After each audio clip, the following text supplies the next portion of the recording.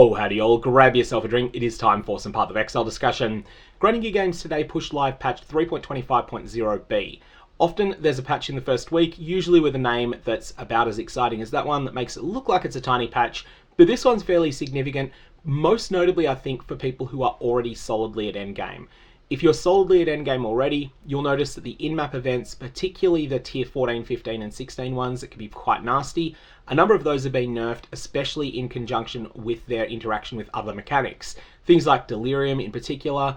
Delirium and the Verisium encounters have been nerfed when they encounter together, so that means that the monsters will no longer be quite as giga-tanky if you affect them with both of those mechanics. For players who are involved in crafting, the Black Morrigan beast is now working again. The Black Morrigan has not been able to be used so far this league, now that is fixed. Additionally, it's worth noting that the Black Morrigan is confirmed to spawn in tiers 14, 15, 16 and 17 maps.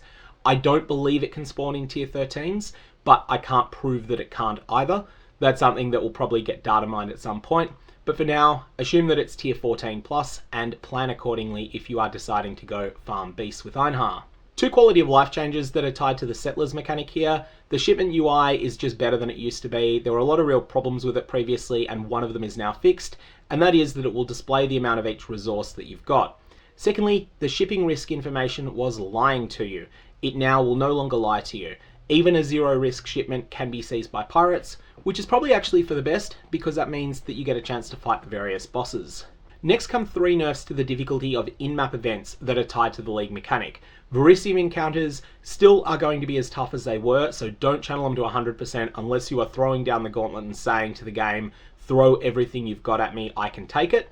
And if you do, well, no sympathy if you fail, but channel it to 60 or 70%, pretty much the same as was the case during Crucible League when this mechanic was last present in the game, and you'll find that they'll be much more manageable. In any case, whatever you choose there, the way that their effective hit point boost is going to work is now going to be additive rather than multiplicative with both Affliction and Delirium. This is not going to matter all that much unless you're dealing with 80 or 100% Delirious or very juiced up Affliction content, but if you are in that situation, Verisium is not going to be quite as overwhelming as it was before. The Bismuth tornadoes have had their movement speed reduced. Really, I think the thing that they need is the tech that was given to the Tempest mechanic, back when that was more of a thing than it is now, where it couldn't spawn if you were not in the presence of a nearby enemy. That would be a huge improvement on these. That said, they're going to be a lot easier now to deal with. And additionally, they've severely nerfed the damage that's dealt to minions by the storms that come from the Orichalcum. A number of changes have been made to the currency exchange. Probably the most important things here are that the I have bar is going to just be smarter than it used to be. And additionally, the place order is going to be grayed out until you've manually overwritten both prices. This is actually really important. I do know of someone who got a Divine Orb for a Chaos Orb because someone at the other end had undoubtedly made a mistake with the way they were placing their order, and that would have been due to the awkward, clunky interface that it has. That's now fixed, and so in the future, it's going to be harder to have mistakes happen that end up with someone losing a lot of currency like that. Do be aware though that with the currency exchange, if there's already a pair to your order, then there's no confirmation or dialogue on it. So once you press OK, it is committed. And so double, triple check everything before you press OK on it. Also, our Flicker Strike Overlords and Consecrated Path presumably as well are going to be very happy that they're going to be able to pick up gold as well, because gold is something that doesn't get picked up when you're stationary. It only gets picked up when you move, but now Flicker Striking away is going to be considered moving. It wasn't considered moving in the past. Remember all the craziness yesterday with the Divination Scarab of Plenty? Grinding Gear Games did a write-up on that, and it seems like the economic damage was at the smaller end, and they've also managed to completely contain it. That said, they've reworked that Divination Scarab, and it's now going to grant up to 3 packs of magic monsters in the area have an 800% increased chance to drop divination cards. So what this is going to mean is that it's essentially like having an additional 21 packs of magic monsters that are inside the zone. This is significant, but it's no longer going to be exploitable. It's going to be a very, very powerful Scarab, but it's not going to be a broken one. Something that I thought was an intentional and silent nerf has been reverted. This was the change in the behavior of Kirac.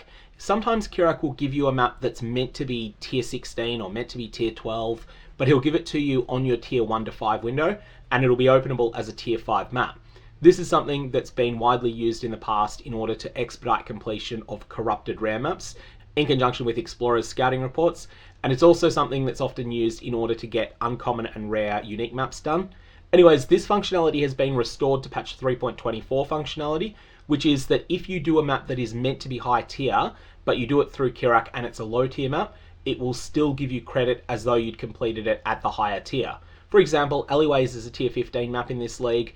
If you were to get Alleyways to show up in the tier 1 to 5 section of the Kirac window, and it was to be corrupted and rare, then prior to this change, you would have not got the Atlas point. You would have had Alleyways marked as completed on your Atlas, but it would have been like doing a scoured one, whereas now it's going to count as a corrupt rare one, and it'll give you the Atlas point again. This isn't retroactive, so there's a small number of maps I'm going to need to repeat as a result of this. Now, the Ritual League mechanic was changed a bit in 3.25, so that whenever a ritual spawns, there's a chance to have a nasty, nasty pack of Wildwood-themed monsters with it. Those monsters are being nerfed considerably. The chaos damage they deal is being gutted. And there's what I think is a bug fix to Bestiary here. It's something that was an intended change. If you trade for a beast, you will be able to unlock all of the recipes that are tied to that beast immediately.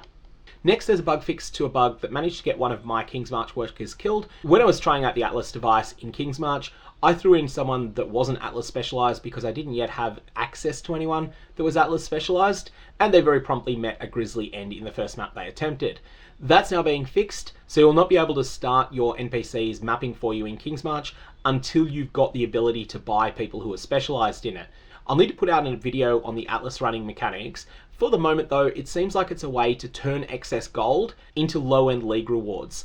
I personally have got a Divine Orb and an Exalted Orb from it, which is fairly lucky, I think. And I've also got 3 blueprints from it. I'm not sure whether it's biased towards giving you blueprints more often than you might expect, or whether I've just been really lucky with those. All in all though, it's been a big gold sink, and one that I probably would be further along in Kingsmarch if I hadn't been spending my gold on exploring this mechanic. But of course, it's a new mechanic. I've got to try some of these things out. Particularly nasty bug that used to exist on the Crux of Nothingness, it was not allowing you to re-enter. A lot of people thought that was working as intended. It wasn't working as intended. It wasn't always intended that you did buy 6 portals, you get 6 portals, and so you can get back into the Crux of Nothingness if you happen to fall to the King in the Miss. We already mentioned the Black Morrigan is now being fixed, so these are now going to work. I'm curious whether this also bricks all of the old ones, because the reason this happened is that the old version of the Black Morrigan was a unique beast. The new version is a rare beast, and it may well be that you're not able to use the old unique ones anymore. I'm not sure how that's going to work. Someone in Standard will presumably find that one out. A reasonably significant bug with the Warden has been fixed, and using lifeflasks will no longer brick tincture effects if they're still lingering. In 3.25, classic jewels, i.e. ones that are not Abyss jewels and not cluster jewels, gain new mods that allowed them to get +1 to maximum elemental resistances. These were not working in conjunction with the Harvest Resist swap. They were intended to be able to work, but they just didn't work because of a bug. That bug's now fixed, and you can use them in conjunction with that resist swap if you want. After that, there's a number of small things, plus, importantly, a bug that wasn't affecting very many people, but could brick an entire order for them on the currency exchange. That's now been fixed. Anyways, that's the extent of the patch. As for the economic issues that I discussed in yesterday's video, most of you have probably seen it because it's one of the highest performing videos that I've had on the channel in a long time. Grinding Games have done a write-up on that, and even though this took place off-peak by New Zealand time, within 65 minutes of them becoming aware that there was an issue, the entire issue was shut down. I think this means the long-term economic effect of this is going to be pretty much a blip. It's going to have a small impact, but it's not going to be something that's going to send shockwaves that are going to reverberate through the economy for weeks, the way that it might have if this had been going for 6 hours or 12 hours instead of being for 65 minutes.